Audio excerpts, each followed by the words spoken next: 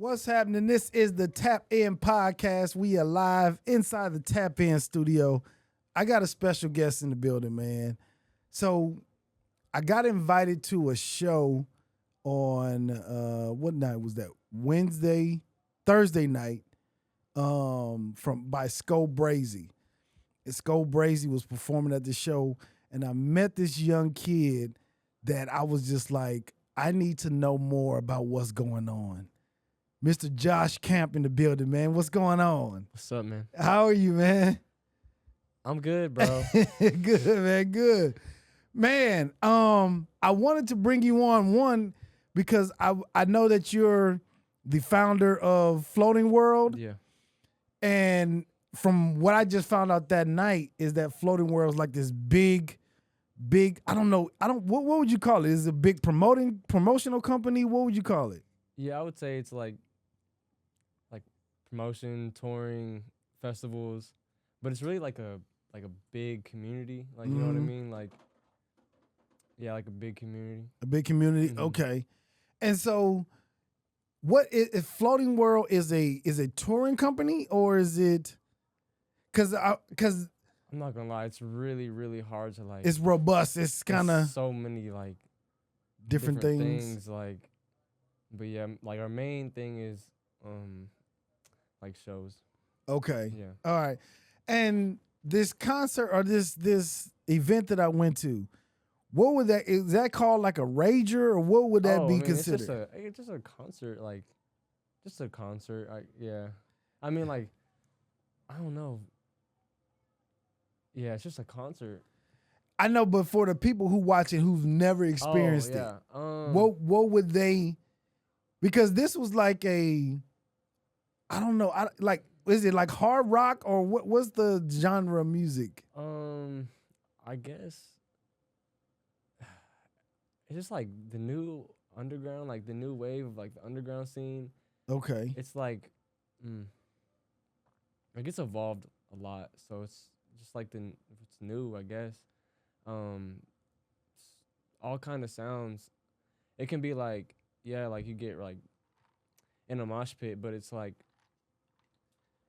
chill too. Like it can be real calm. Like the show we were at, it was that guy. His name is Summers, and he's pretty chill. Like, yeah, he's like real sometimes smooth. He has a couple songs that you might want to like really turn up for, but it's pretty smooth. It just varies about who it is, but it can all be underground, like any kind of style.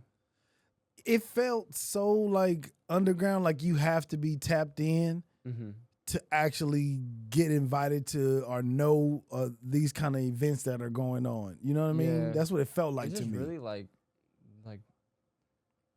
the new wave of like, I always think back of like when I was like a freshman in high school, like the 2016 XXL freshman list, you know, with like Yachty and like 21 Savage and Kodak and Denzel. So like that was the new wave, and that was just like coming up like new artists. And it's really interesting because like back then a lot of like older people were like, oh, it's like mumble rap and like can't understand what he's saying, or like this shit sucks. But like now it's like 2025, and that's like really hard for like older people to understand. But it's just, I don't know, it's just, to me it's tough. Like yeah.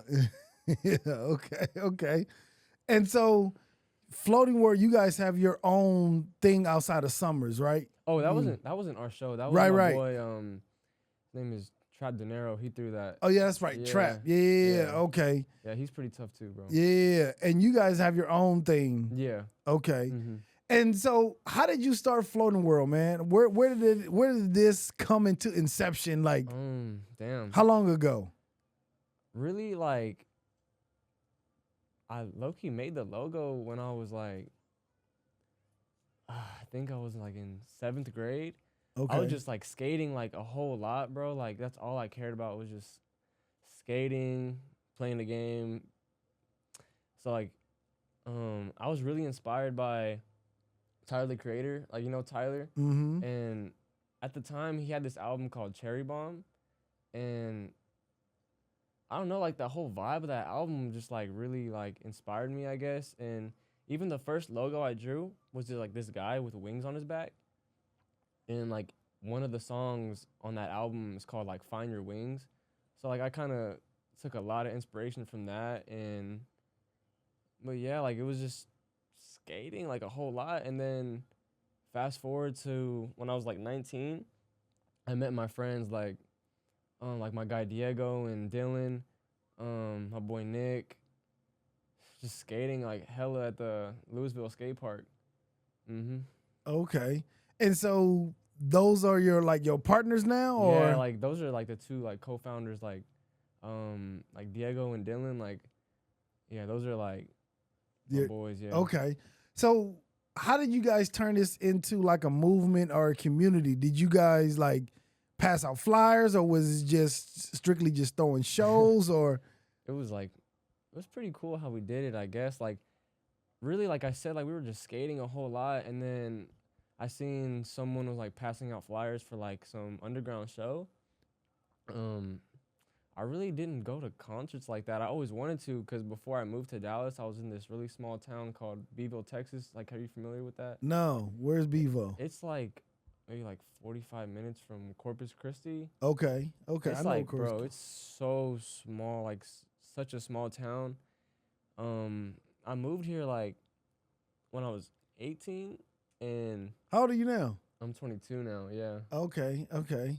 So like, but like going back to like the concert thing, like I never went to concerts, and I was like, shit, like I think I want to pull up and just go into like a whole bunch. And yeah, I mean, eventually me and my boy Dylan were just like, dude, like we could do this like way better. Like we had like small connects, I guess, to like local talent and stuff like that. Mm-hmm. But yeah, I mean, I guess it would just say, I would say just showing up to like small events. And I was like I was like determined, bro, to go to every single event, meet every single like person that I can. Um, yeah, just build my network. It was like that for like a year or two before I really started like going like with bigger shows or doing anything big. You know what I mean? Do you remember the first show you guys threw? Yeah. This is like it's like a really good memory. It was it's called the Floating World Summer Bash. We threw it at Insight Skate Shop, like 10 minutes from our skate park. Mm-hmm. Yeah, it was just like local talent. And then you guys did a concert in there as well? Yeah, it was like it was yes inside the skate shop. It was super cool, dude. Like they had like a mini ramp, like you could like skate on, like Mhm. right behind the stage. So it was pretty tough, bro. Like it meant a lot. And then we had like this like fashion show thing, like for our like merch and stuff. But yeah, it like started off like really everything. Like after the show, we were just like, fuck, dude. Like we were like counting up the money from the show. Like it really wasn't a lot, but to us it was like, whoa, like Yeah. Yeah. And so how are you creating this community? How are you reaching out to people? How are people finding out about Floating World at this point? at this point, I really try to like stay tapped into like the major blogs of like the underground scene. Mm-hmm. Like for our next event, Higher Pop Daily and Underground Sounds, like they're like, in my opinion, like the two most important blogs in the underground. So, you know, I got them to kind of be a part of it, and help, you know, bring eyes to the event. Okay. Now, so because I want to start from the beginning, Mm-hmm. right? So after this first show, when you guys are realizing like, oh shit, like we just Mm-hmm. did a fucking show. You know what I Yeah. mean? Like we just threw a fucking show. What is the next step, or what are you guys doing after that? Like to get more people to see what you guys are doing and understand like, hey, this is a new skating underground scene. Like, Yeah, what are it you guys was- doing at that point? At that point, it was just kind of like, I was really eager to like just keep throwing more. I'm not gonna lie, dude. Like, I threw 2 shows. Like,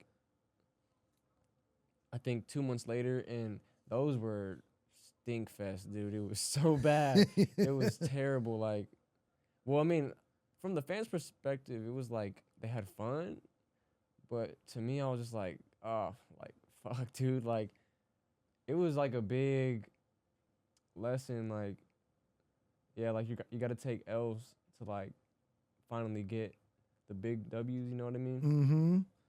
But yeah, just kind of just keep going. Like, even if you take like a fat ass L, dude, just like after those two, I think I took like like a 5 month break till we did our first like I would say like show with like a big artist.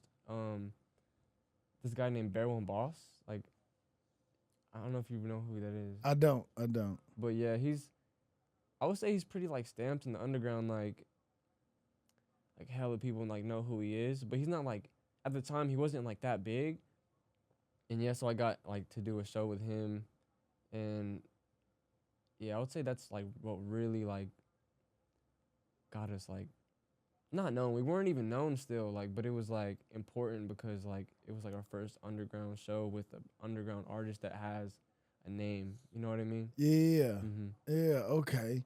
And so, how are you guys? How are you guys like advertising the shows? Like, how are you guys getting people like, hey, we got a show? Is it just social media, or is it just you going to these different events? It's a ton of like social media, because like I would say I'm pretty good with like Instagram. Like I like try to study the algorithm, but I do want to mention about when you said like flyers and stuff. Mhm. It was like a big thing for me to like make stickers of like the flyer, and like I would give them to like a lot of my friends, and they would just like go. I don't even know if like this would be illegal, but to kind of like vandalize like the schools, bro. And put the flyers and Dude, like stickers. Yeah. there was like a crazy like moment, bro. They stuck one of our stickers on the teacher's back. What? It was funny as hell, dude. And they just like took a picture. Yeah, I was like, that was like the probably the coolest part with like the stickers. They would just like go crazy, put them everywhere. Yeah, I would bust my ass with those flyers too, like those stickers, like, cause like I never stopped like networking and stuff. Even when we started getting like a little bit more attention, like I would go to any event that I thought was like worth advertising to, Mm-hmm. talk to every person, make sure everyone had a flyer, and like I would spend like at least like a couple minutes talking to each person, just like convincing them to come. You know what I mean? Like it Mm. wasn't just like here come to the event. Like I was like, yo, bro, like what's your name? Like, do you know who this is? You don't? Okay, like it doesn't matter. Like you should still come because this, and this.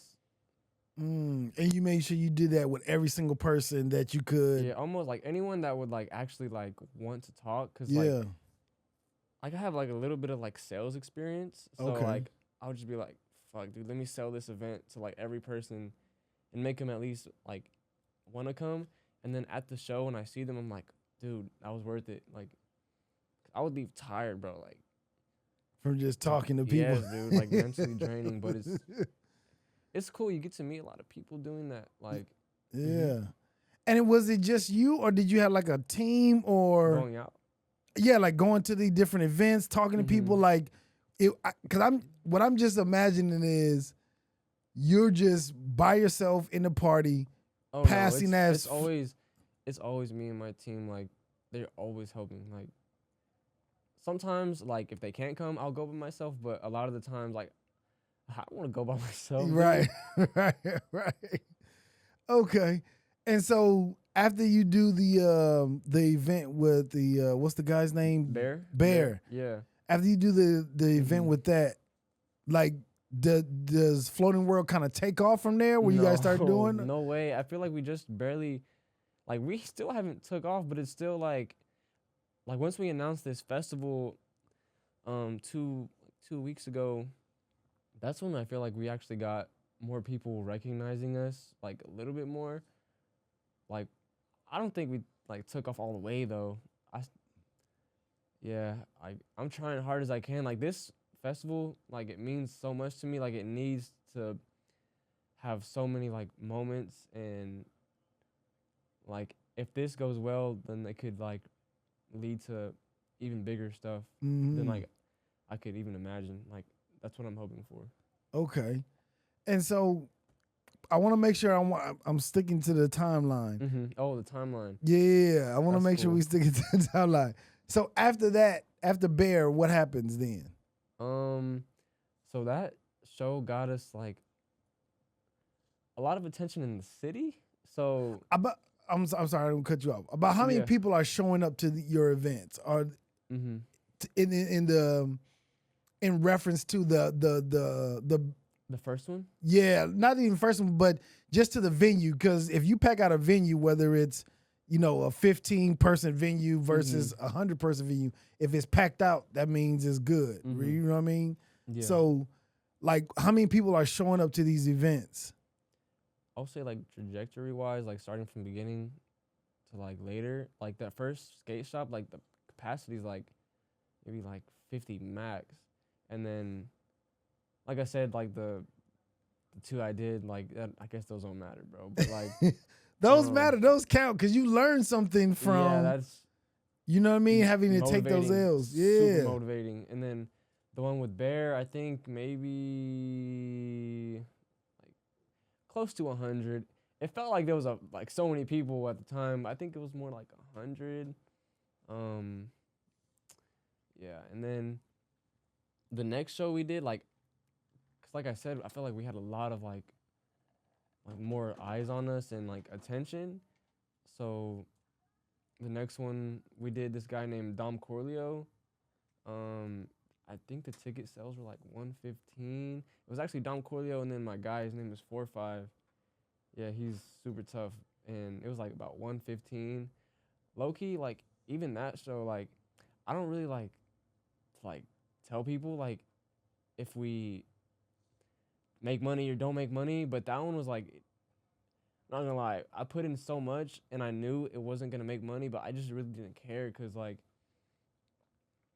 compared to the Bear one, Boss one, this one was like even bigger. Like I don't know, I was just super invested in that one, like at the time. Mm-hmm. But that was like about 115 ticket sales. Bro, we did it in like a church. Really? Yeah, we did it in like a church. Really? Is that Yeah. the only venue you guys could find at the time, At the or? time, well, we tried looking like all around. Like I would go with my guy. His name is Darkness Falls. I actually manage him, but we would go to venues and try to find places, and it was super tough. Like finding a venue that wasn't gonna like charge us an arm and a leg. But the church, it was like valid. Like it was valid. Like at the Yeah. time, Yeah. a lot of like DIY spots. Um, like you're familiar with like creators don't die. No. Mecca Jackson. He's like a super massive big OG like Really? in Dallas. Like yeah, yeah. Like so that's where we did the Creators Don't Die at Barrel and Boss that show, and then Dom Corley was like at a church. Um, yeah, yeah. Okay. And so the venues are getting bigger that you guys are moving towards this part, right? Yeah. At this point. Mm-hmm. The venues are getting bigger. So that matters. That's how you can really tell like the amount of success that you guys are having. If you guys have to go to a bigger venue, you guys are selling Yeah. more even if it's from 100 or 100 capacity to 115, you know what I mean? You know that you guys are growing to get even bigger. And so from the church, is there like a huddle with your team to say, hey, we need another venue? Or at that point, it's just like, I'm not gonna lie. We did another one. Like the next one was at the church, but it was like we hit like 350 on that one. We did this guy named Osama-san in Netspin. Like, and we did like 350 tickets. Like that's probably one of my like most proud of shows. Like I'm really proud of that one because like even to this day, I'm massive like I listen to them like all the time. And that's like a big thing for me. Like I won't do a show if I don't like listen to your music, cause like Mm. I feel like a lot of like promotions and event coordinators, they'll throw an event with an artist because they like, oh, this is gonna be like it's gonna make us some money. I mean that's a good too, like business standpoint, but whenever you have like real passion behind who you're booking, or like I believe in this person, it really makes like the difference. Like I feel like just the vibe at the show is better, and some people can actually tell. Like, you know what I mean? Yeah, yeah. And that man, it makes it even better when you're a fan of the person. Oh yeah, dude. I don't even have to go to concerts anymore because I'm just like I be throwing like my own with the people I listen to. Yes. Yeah, That makes it so much better. it feels so good, dude. Yeah. Whether you make money or not, you like, fuck, this shit was the best show ever. You know what I mean? Yeah. Okay. And so at the 350 at the church, how do you guys go from 115 sales to 350 in the same venue? I Are you guess guys you're just, promoting like- more, or is it just the guy's a bigger name, or what? Yeah, like just depends really like who you book. Like each artist is like a risk. Like it's just like, you know, placing a bet or like buying a Mm. stock. You know what I mean? Like sometimes you get lucky, sometimes you don't. And yeah, like that guy Osama and Netspin, like I knew that like I knew that was gonna be the one, cause like their fan base is like really unstoppable. Like they might not have like 10 million monthly listeners, but like their fans really want to see them, and that goes back to like the new wave and the underground, cause like there might be an artist that's been like, you know, known for maybe like 5 years. They may have like way more. Oh, my bad. Like way more than an artist that like just came out, but they might sell the same. Like this artist might have like 200 or 100K monthly listeners than the artist that has like 1 million. But because this artist is fresh and, you know, new, like they want to see him, and I want to see him. Like, Mm-hmm. man, I feel like I'm giving away some sauce, dude. But Yeah, that's what this is for, man. Give away the sauce. But I mean, listen, people can't duplicate what you do. One, because you're passionate about it, right? yeah, People can try to do what you do, Mhm. but because they don't listen to the music, they're not passionate about it. They'll Yeah. never be able to copy you or take, you know what I mean, take your sauce. Yeah, I mean, I don't ever like really try to like flex flex what I have that much. Yeah. But that's something I always keep in mind is like I feel like our like brand is really like hard to replicate. Like you just get that feeling, like even if you're going to a separate event and someone has like similar artists, it doesn't matter, cuz like I don't know, dude. It's just like the promotion matches the artist. You know what I mean? Mhm. And yeah. And it's the energy that you guys are putting behind the Yeah. event. You know what I mean? And so you guys are excited about to see the artist, and so it makes the people who that are fans of these people like, oh yeah, I'm definitely coming too. You know what I mean? I think a lot of the fans, like, if they know us, like, they can see that we're like really young, like we're not like super old, booking like this fresh artist that, you know, like, so that I think they get it. I think Yeah. that's like why, or like what resonates with like a lot of people like who like our brand. Mm-hmm. It's like because we can relate to them too. Like yeah. I mean, Do you guys ever get like requests for like on your Instagram of, hey, book this Yeah. artist like all the yeah. time? We actually have a group chat like with a lot of people who like our brand, or Mm-hmm. we're actually like super cool with them now. Like they'll be like, yo, like book this person. And yeah, I mean, I'll listen all the time. I always listen to like if they ask for this person, because no one's asking for someone that's like super random. It's all in the same niche. Right. Right. Yeah. Okay. Oh yeah, I just want to say shout out to the Floating World Mafia group chat and Eduardo and Edgar and Seven, Sanfil. No, but I'm trying to name more names, bro. Warpig, Croatia, um, mm, fuck, dude, I'm going blank. But yeah, Yeah, it'll y'all the come to goats. yeah, it'll come Y'all the to you. goats. And I want to give a shout out to Sco Brazy and Kenny, man, Oh yeah, because they're the one that invited me to the show yeah. that I got to experience that and see that. That's You know fire. what I mean? Yeah, shout out Kenny for like linking us, cause Yeah. and Skull Brazy really went super crazy on that set, dude. Listen. He started throwing ones. Yeah. I'm not gonna lie, I had to grab like $10 for like a McDouble. I don't got like I'm not rich, dude. Like yeah. Yeah. I need that $10, bro. Yeah. Like my ride isn't giving me gas money, dude. Like no, actually he did. He gave Yeah, me gas. yeah. You know, Yeah. I was just stepping on him with my foot. Yeah, sliding them to you. I did that too. I was No sliding out shame. the venue like this shit. No shame, dude. I was like, Yeah, that's what's up, man. And I have never. That was my. I interviewed Sco Brazy probably damn near a year ago now. oh, that's fire. But that was my first time actually seeing him perform live. You know what I mean? In my opinion, like that's probably I haven't seen him live that many times. He's done a couple of our shows. Mm-hmm. Or I think one of our shows. That was super wild, dude. Yes. Because the crowd was like really like. They were dead before he got up Yeah, there. they were dead, and like he got up there, and like they weren't like vibing at first, probably because they were tired of like a bunch, like not a bunch, but like a couple openers that went, and then he was just like, hell nah, like this is how we're gonna do it. Yeah. Yeah. And then all of a sudden, like they opened up a big mosh pit. Yeah. Yeah. He did pretty good. Yeah. That was my first time even seeing shit like that. Oh, Seeing fire. people jump off the stage and Oh man, that is my shit, dude. yeah, that shit Like, was crazy. I encourage like.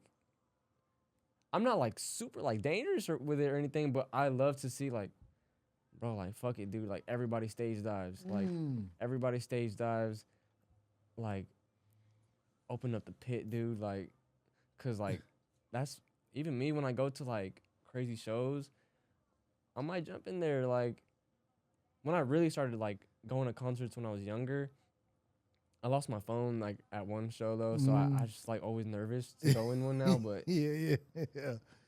Did Travis Scott start in like an underground scene like this? I'm pretty sure. I mean, I know he was on the first ever Rolling Loud, like, cause I seen the flyer like a couple of days ago. Like he was on the first ever Rolling Loud. Wow. And he just kind of always been on Rolling Loud. So I mean, just festivals, dude. Like if you're an artist, get on a festival, man. Like if you're an artist, get on our festival, cause like you never know how big that fest is gonna get, and you consistently stay on it. But yeah, Travis is the GOAT, bro. That's all I gotta say. Is that what you guys aspire to be? Like something like Rolling Loud? Were you guys throwing your own festival like that? Like, yeah, like it might take a while, but I mean the growth from like 3 years ago to now is like, damn, we could, just gotta keep like learning and like just learn how to do something like that. Yeah. Wait, also go ahead. I fucking want to go to Rolling Loud this year so bad. When is Rolling Loud? When is it's it? like the Saturday after our festival, or ours is on Tuesday, and then there's Friday and Saturday. But yeah, I look up to like the owners a lot. Like, I don't know if I'm saying his name right, but Tariq Sheriff and Matt Ziegler. But yeah, they inspire me a lot, dude. Like, I want to meet them guys and just be like, yo, y'all the GOATs. Yeah, that's fire. And so let's talk about the event you got down in South by Southwest, man. Yeah. What is the event? Can you explain the event? Is it just explain the event to the people. It's really like it's an underground festival. We're not underground festival. It's an underground, like a lot of underground artists, but it's really like our our second festival we've thrown, and this is definitely the biggest show we've ever thrown. Period. Like out of any event. Yeah, bro, it's like a real deal festival. Like we're gonna have like a main stage and then a second stage. The second stage is actually a wrestling ring, and we're gonna have like professional wrestlers like in there, bro. Like What? like ladders and tables and chairs matches, dude. Really? Yeah, like we're gonna have like a couple bounce houses, dude, and a mechanical bull ride. Like I'm trying to like make it a real fest, cause like a lot of people throw like festivals and it's just like the venue inside and it's just performances, but I really am striving to make everything fun about it. I really wanted a Ferris wheel, dude, but that wasn't in the budget. Oh damn! That wasn't in the budget. I mean, actually, it was, but it didn't make sense to do like a Ferris wheel, and it doesn't make us like money, until we actually have money to do it. So I was like, wrestling, dude. I'm a big fan. I'm a wrestling head. That was my first love before rap, dude. Like, oh, bro, I can name a million wrestlers. Really? Mm-hmm. Okay, I'm a little older than you, but I was a wrestling fan, like Hulk Hogan, Ultimate Brother. Warrior days. Yeah. Brother. Hey, brother. Yeah. Dude, dude, I know. I even know the old wrestlers, bro. Like Bruno Sammartino. Fuck, dude. Actually, I can't. I can if I'm really like in my bag. Arn Anderson. Ric Flair, dude. Jake the Snake Roberts. Jake dude. the Snake, Coco Beware. Yeah, Coco Beware. Yeah. Hacksaw Jim Duggan. Hacksaw Jim Duggan. Yeah. Roddy Piper. Mm-hmm. These are the guys who I grew up watching. Yeah, Coco Beware. That's funny, dude. Yeah. These are the wrestlers I grew up watching. Yeah, dude. Like, Coco Beware is funny to me, dude. Like, I heard he, like, I think he had, like, not beef with The Undertaker, but, like, not beef. It's not beef, but, like, he was like, dude, you hurt me a little bit. These motherfuckers dude, is crazy, I'll man. go in, bro. Like, I be watching, like, documentaries from, like, the inception of, like, pro wrestling, dude. Like, I think it's, like, probably, like, the best form of entertainment. Like, I would watch that over any sport, dude. Like, I know they say it's like, oh, it's like not real, but like pro wrestlers, like, dude, take a bump and just tell me like if that hurts or not, or get thrown off Hell in a Cell like Mankind did, bro. Like, and tell me if that hurts. Like, they gotta put themselves on the line, and it's like a dance, dude. Like, you're in there dancing with somebody and making sure that other person doesn't get hurt. You don't hurt yourself. Listen to the crowd, make sure like they're reacting to it. Yeah. This could be a wrestling podcast instead of talking about my fest, dude. Yeah. So back on the fest, man. How many people are you guys expecting to show up to it? Is it just one day? It's just one day. Okay. Yeah. And honestly, dude, I'm not settling for less than 1,000 people, dude. Like, that's been my biggest goal, is hitting 1,000 people for a long time. I mean, yeah, because I just had like my last show in December. We did a guy named Xavier So Based, and we sold 625 tickets. So for the festival, he's headlining the fest, and then there's a bunch of like still big artists. Like, you could even say like maybe like 3 more of those guys could headline the fest by themselves. So I believe we're gonna hit 1,000. Like, that's my goal. Right now we're at like 500. Okay. 2 weeks away. So if you throw events, 70% of the tickets get sold in the last 2 weeks. So I'm hopeful, dude. I'm banking everything on this one. Yeah. This is my WrestleMania, man. Yeah. Like, Yeah. I know you guys will do it, man.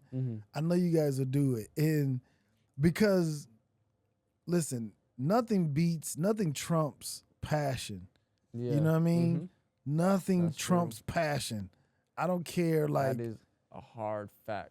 Man, nothing trumps that. You know what I mean? So as long as you guys stay passionate and keep pushing it, your passion will rub off on other fans. Yes. That will tap in. Yes, People dude. like me I try who so hard to like, man, dude, like I try hard to like let the fans know like we appreciate them, and even like I don't know if you like follow us on Instagram, but even like on the page, like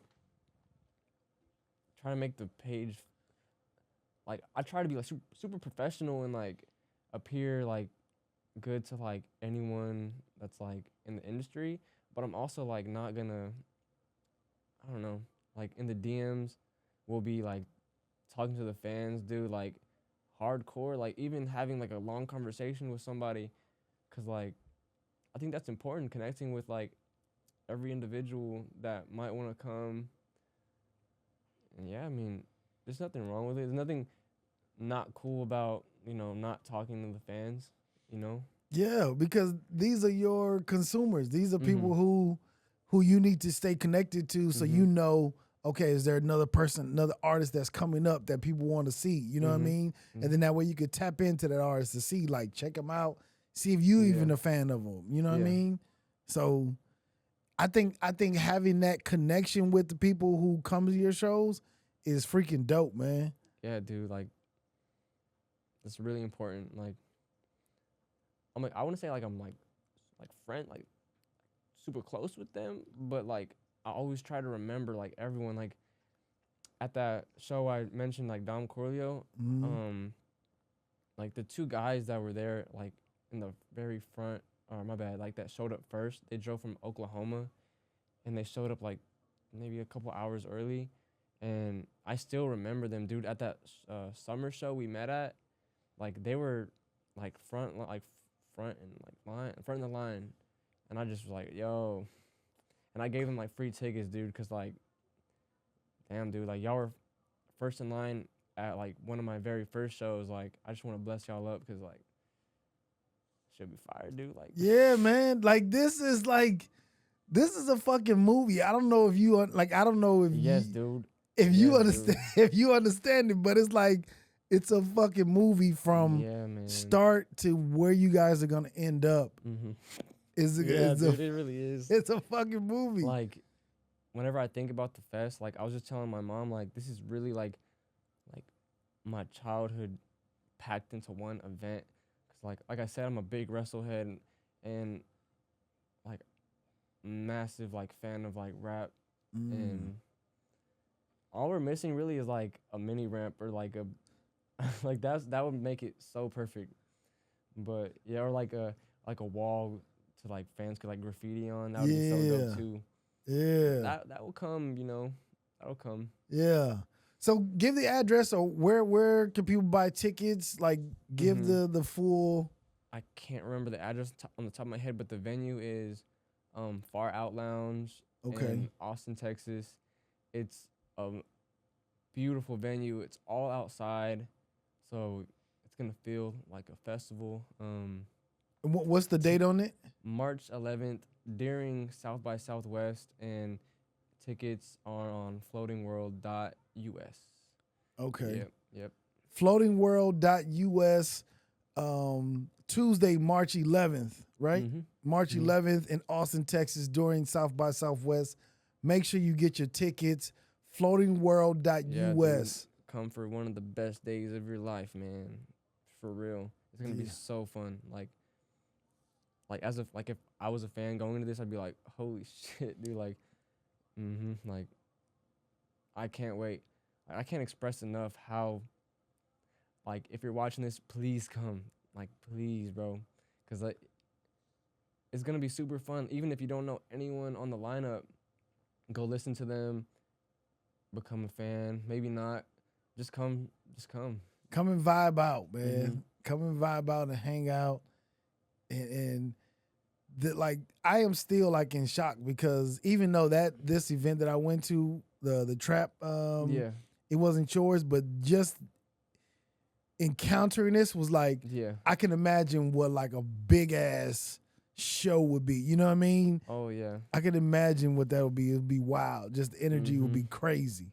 Yeah, dude, I'm locked in hardcore, dude, like making sure this thing is like ironed out, cuz I know this is going to be so big, at least for us. Like of course there's events that are bigger like Rolling Loud and other festivals, and but this one means a lot, like to me and like my team. Yeah.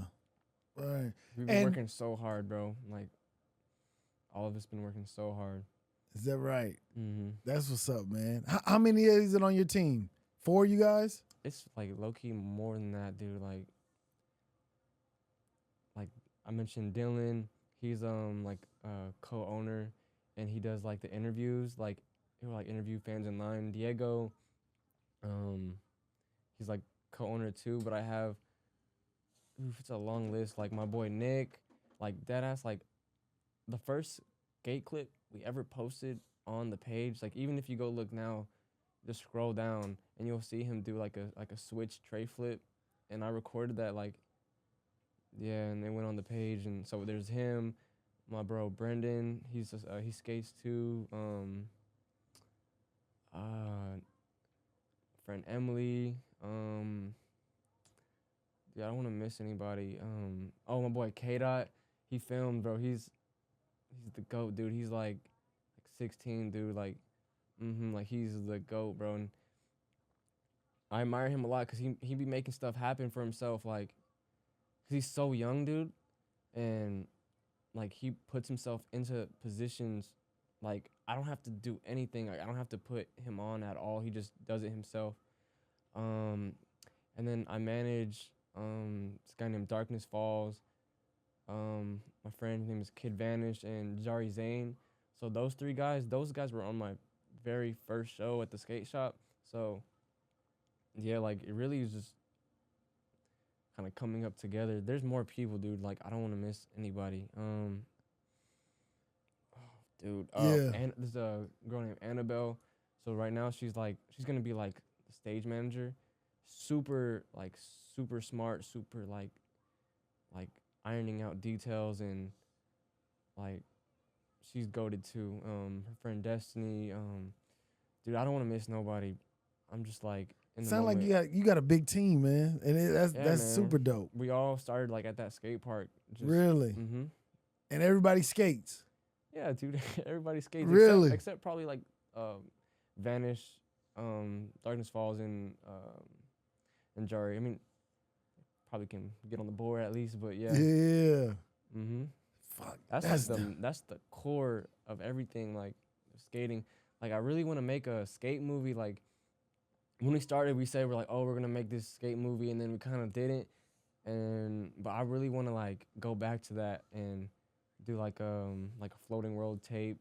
Like I don't know if you've seen like skate movies like Baker, and like I don't know, dude. Like No, but I remember Thrasher.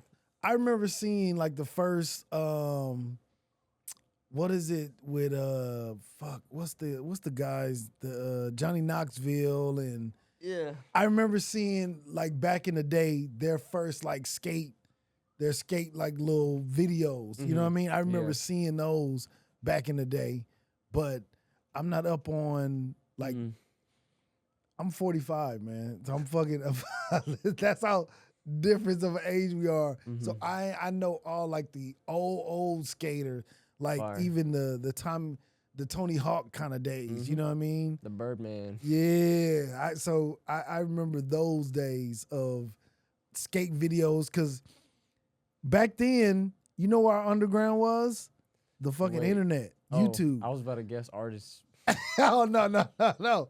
So when you found something on the internet or YouTube or something like that, it was like, yo, this is like the fire. underneath the underground kind of like, That's tough. you know what I'm saying? When the internet was just coming alive and you had to go and actually find it, and you were like, what is this? You know what I mean? So that was kind of like my underground of back in the day, the finding shit online. So who are you listening to? Like who were you listening to when you were like growing up? Man, I'm from California, from LA. Fire. So all kind of like LA West Coast underground people, but they're probably like either old or you have no idea who they bro, are. I'm not gonna lie, I'm pretty like even like when I was in high school, like I would be super into like older rap too. Like Okay. like Big L and like Andre Mobb Deep. Okay. It's hard, but like I'm really into like Do you know like Sugar Free? I've heard of the name. I just haven't heard Okay. anything. You know Dub C? No? Damn, Okay. dude. You know Corrupt? Yes. Okay. Who else? Mac 10 I was listening to. You know Mac 10? Are these like LA? Like Yeah, these LA like based? LA based. Mm. LA based rappers. Who else? Everything anything that Snoop Dogg put out. Damn, it makes me feel like I'm not tapped in all of a sudden. Yeah, but it's okay because it was like Yeah. these are like not old groups, but back when I was coming up like in high school, these were like the guys in LA. You know what I mean?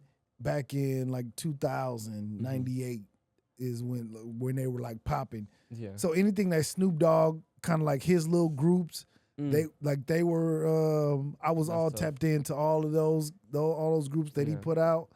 Who else was I listening to? Master P back then. I was listening to Course Cash Money back then. What other groups back then that I was listening to? My first ever CD that I bought, the first one I ever bought was Outkast. Ooh. Yeah, that was tough. my first ever what that I album? paid with my money. It was the Southern Playalistics. Ooh, that was tough. That's Yeah, that was my first ever album that I purchased with my own money. Yeah, dude. Andre 3000, top 3 greatest rapper all time. He could even be my number one. Like, Really? He could be like, I go back and forth between Andre and like Kendrick Lamar. Like, I don't know who's like better. Yeah, for me, I'm just really like art focused, like with who I listen to. So like, yeah, Andre is the man, dude. Like, he's not just like a super crazy lyricist. He also like that song, like hey, yeah, that one. Yeah, hey, like, yeah. The lyrics in there is like low key kind of sad, dude. Like, Yeah. he's talking about like his parents and then why him and his girl can't stay together, and then he says like, oh, y'all don't want to hear me, y'all just want to dance, and then he just keeps going, like singing. I'm just like, yeah. You gotta really crazy. listen to Andre. You know what I'm saying? To like same thing with like Kendrick. You gotta really listen because it's like even like his new stuff that Kendrick put out, where I had to go back and re-listen. I bet you really liked it because like that album was like really LA focused, dude, and I was just like, like even like the GNX, because like the car culture out there. Yes. And then he put a lot of like LA artists on there, like that were really not known. It's kind of sad, dude. Like if Nipsey was still alive, he would be on there, dude. Yes. He would be on that album. Yes, man. He was so be on that album. God damn, He was man. so tough. Yeah. It broke my heart when I found out he passed away, dude. Yeah, you and me both, man. My boy Diego's like a bigger fan than me, though. Really? Yeah. Yeah. I gotta tap in with your group, man. I want to tap in with your group and like. We're cool, man. Yeah, see what y'all got going on, man. Definitely come to Austin if like you have your schedule's not too. I gotta busy. work, man. I work during the week, so yeah. That's what always gets in the way, dude. But yeah, man. I definitely want to tap in with y'all and kind of see what y'all got going on. You know what I mean? See where I can lend some help or whatever y'all need. You know what I mean? So we definitely tapped in, Josh. That's far. Yeah, we definitely tapped in, man. Absolutely. Absolutely, damn, dude, man, for sure. Podcast really tough because like I like when people ask me stuff like, oh, like how'd y'all start and stuff, because I feel like it's a real like it's a genuine pretty cool story. Like skating is tough, dude. So like starting off just skating it's hard, dude. Yeah. It's hard. Yep. Listen, do you know who what's his name? Terry Kennedy is? Yeah. Oh, yeah. Didn't he just go to jail, dude? Yeah. That shook me. I was like, damn. Yeah. He's in that movie Street Dreams. Yes. One of my cousins used to skate with him. Ooh, that's tough. One of my cousins used to skate with him. And they used to be like this. And my cousin was like fucking dope at skating. He was dope, but I don't know what happened. Like he was getting sponsors and he was like deep into the skating world. You know what I mean? And so I don't know exactly what happened, but I know Terry was fucking crazy, and he ended up going to jail for murder. Oh yeah. Yeah. And I think that shit got dropped though, and then it went to just aggravated assault, and he should be out next year. Really? Mm-hmm. Okay. Yeah, I don't Free- even know what happened. I gotta ask free- my cousin. Free him, dude, because man, he's the GOAT. Yeah. Yeah. I'm trying to think if he was in that. If he was in skate, I don't think he was in Skate 3. I don't even know. My cousin used to tell me stories about him though, like how crazy he was and how good he was at skating. You know what I mean? So skaters are low key crazy. yeah, y'all are. Yeah, y'all are fucking nuts. You keep trying something over and over again, busting your ass. Dude, That there's takes a real little lesson in trying to land a trick, like, cause you're gonna like eat it, bro, like 100 times or more, and then just when you finally land it, it's like damn, like, it's like it's a very good life lesson of just like keep trying, like stay persistent, don't give up. Absolutely. Yeah. Don't just eat it and then be like, damn. Yeah. Yeah. Exactly. Exactly. Josh, thank you, man. Thank you for tapping in with me, man. I appreciate it, man. Leave all your socials, man, so people can check out everything you got going on. Floating World USA on Instagram. You will see it's like a blue background with our logo. And my Instagram is joshcamp_. My boy Diego's Instagram, go follow him too, is Desgraciado214, I think. And then Dylan's is Dill Don't Skate. Follow all of us, dude.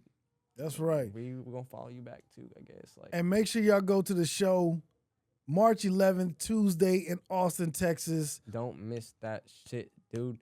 It is a must go to event if you're a fan, obviously, like if you're an artist, photographer, you run a blog, anything, like, because I changed my life going to events and networking, so you could do the same at our shit too. Absolutely. Absolutely. Yo, man, thank y'all for tapping in, man. This has been the Tap In Podcast. Holla. Tap in.